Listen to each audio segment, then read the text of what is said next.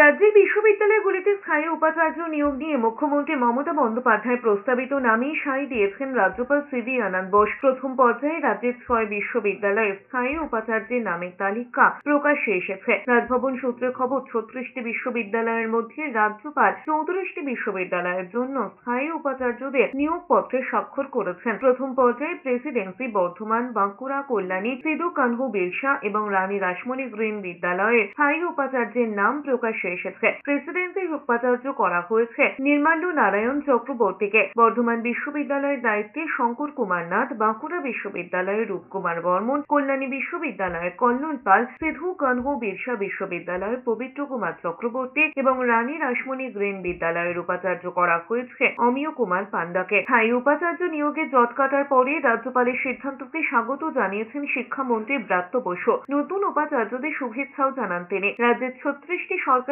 বিশ্ববিদ্যালয়ে উপাচার্য নিয়োগকে কেন্দ্র করে নবান্ন এবং রাজভবনের সংখ্যা চরমে উঠেছিল। এবার বিশ্ববিদ্যালয়ে স্থায়ী উপাচার্য নিয়োগ করলেন রাজ্যপাল।